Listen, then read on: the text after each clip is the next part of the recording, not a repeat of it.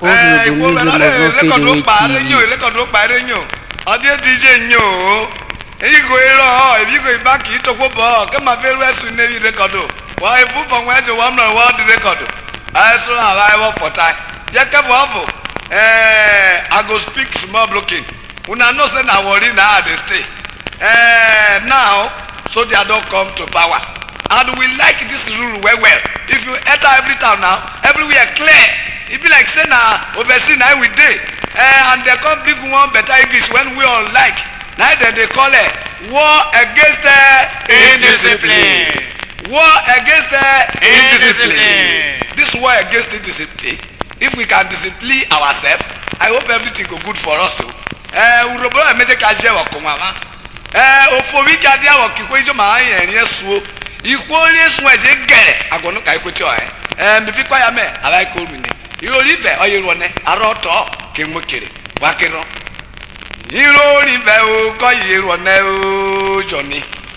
Irori be o ko yiro ne ipa ya wa la wo re. Irori be ko yiro ne o la ye lori di pe roma. Irori be ko yiro ne aroto emi mo kere. Ada bibi go re wo re. Ada go o me edu jabi. Ahora.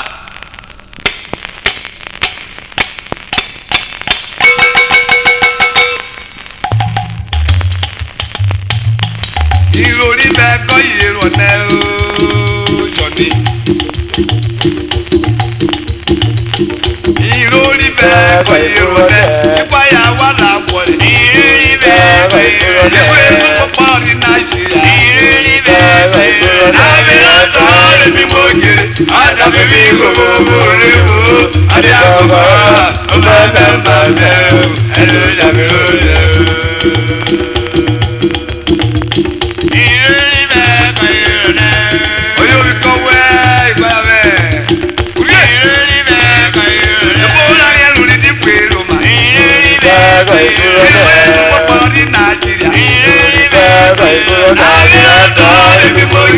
Ada baby go live ada go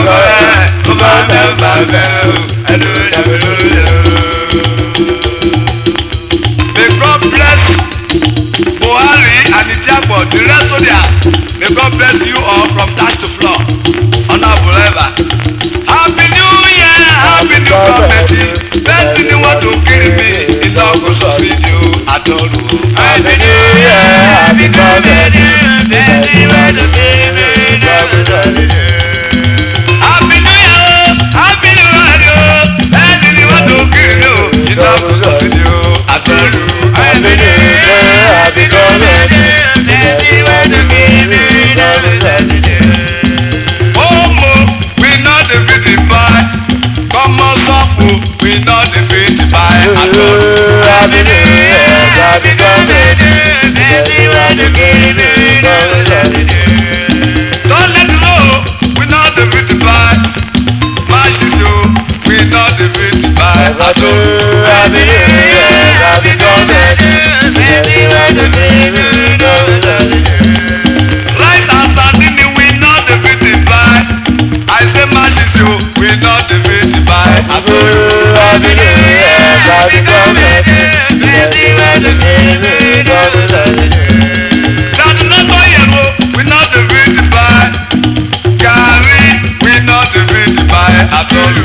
Happy New Year, Happy Committee. Baby, when you give me, come on, Latino, we not defeated by.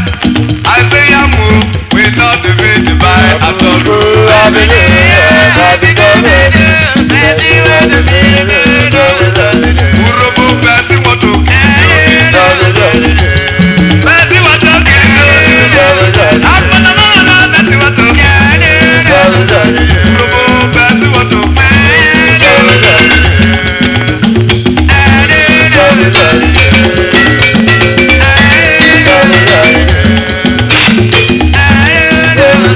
Amen.